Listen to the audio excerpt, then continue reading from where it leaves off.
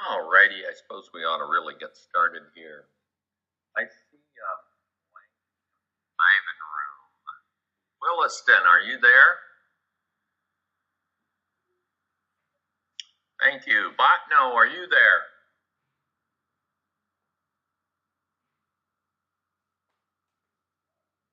Maybe that's Botno. Lakes Region, are you there?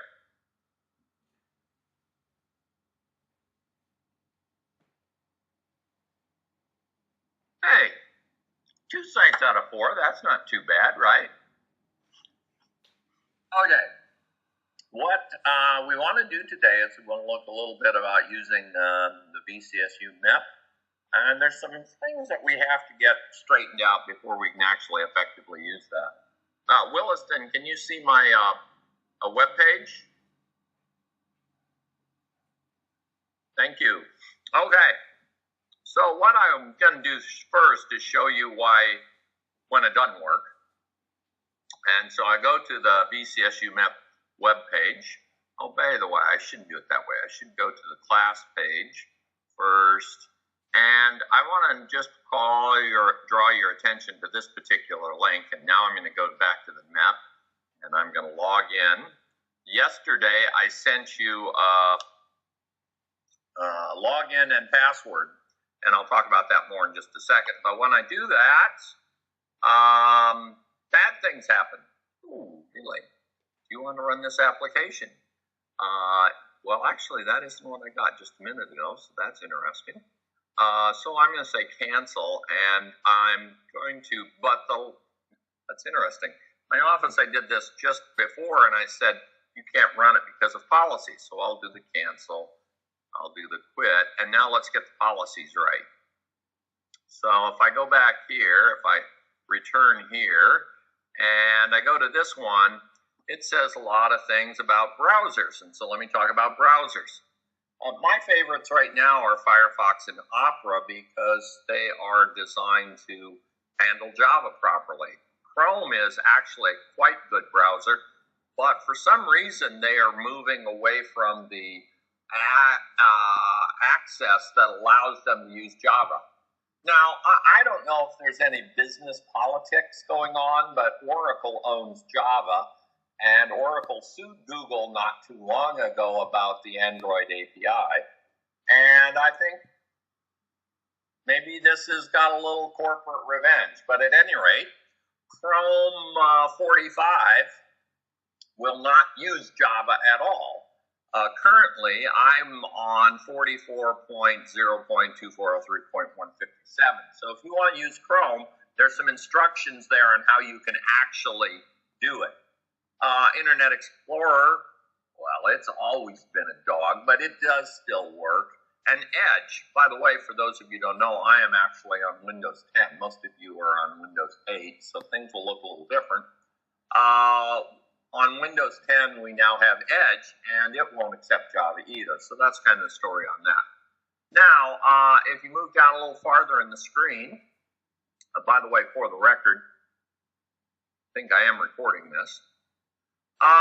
You do have to play some games with Java security in order to get this thing to work. So I'm going to minimize this. I'm going to, let's see.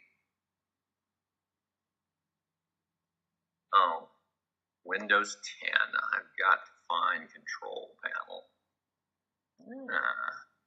Control Panel. I'm going to open file location.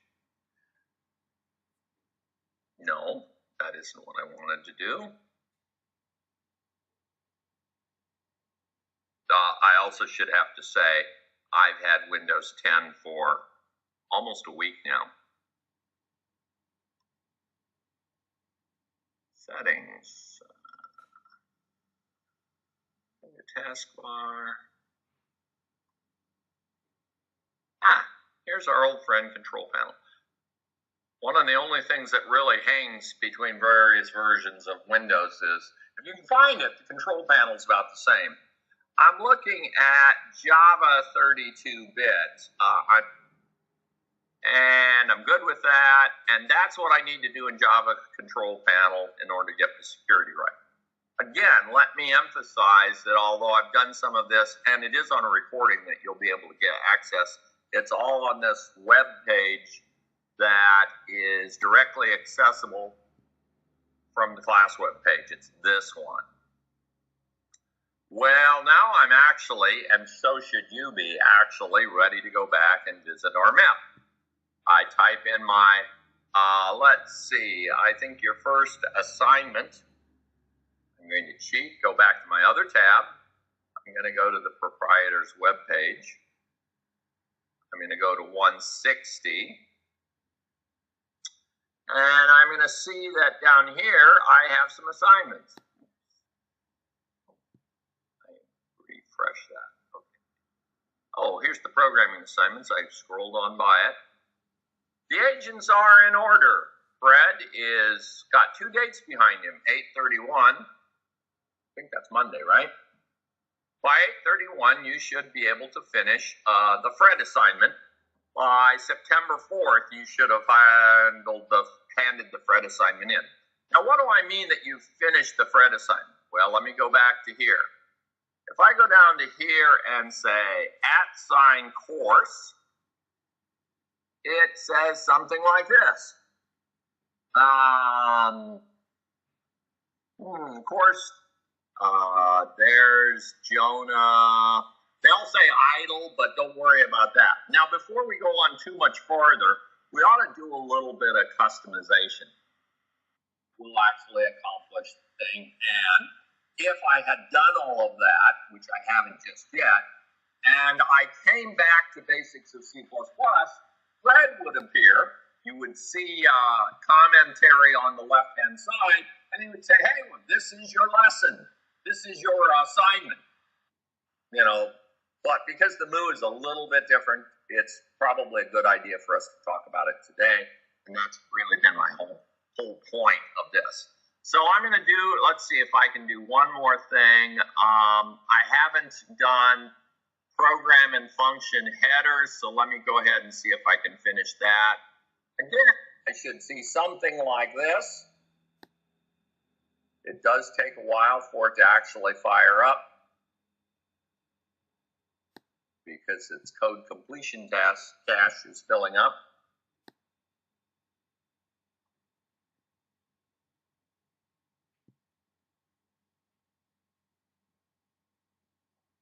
And it'll give me a hint. I really don't want any more hints, thank you, but you may want to use them.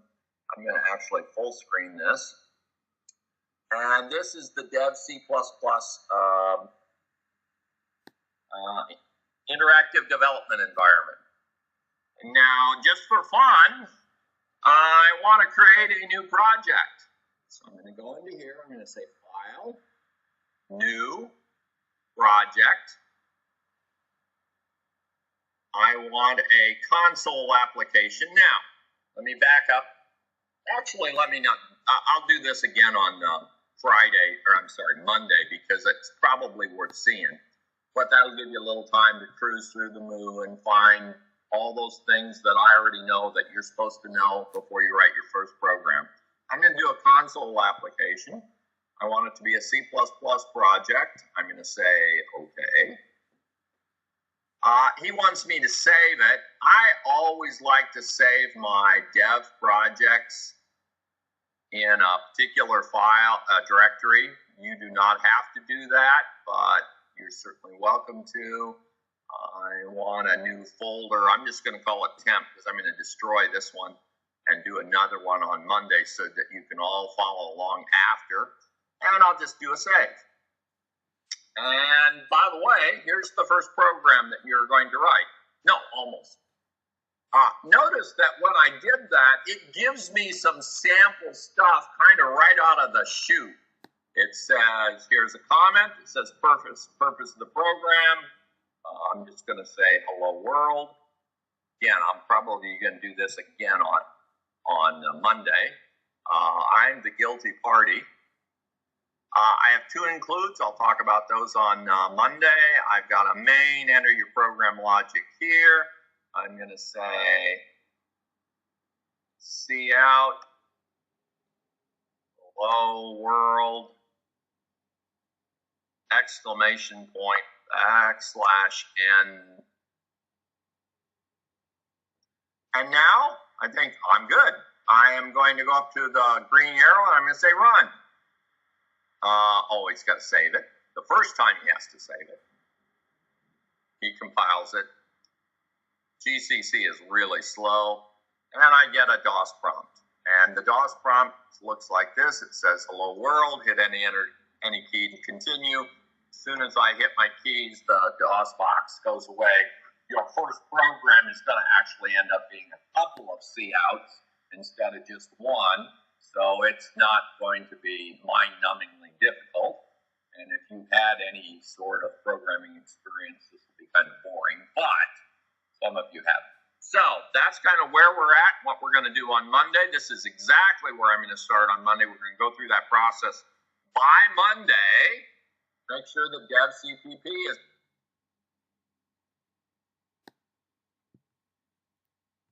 installed on your machine, and we're going to play a little game we call Code Along with Curt. Code Along with Curt is a fixture of this particular class. And basically, you do on your machine what I'm doing on my machine, and when you're done, yay, you've got a program that works. Okay? Now, it won't be quite what you need to hand in for Fred, but close. Well, looks like I got about 1 minute left, so I'm going to stop right here. Let Ivan disconnect. We're going to take this up again on Monday. I wish you all a happy weekend. Bye. And that's the story. Now,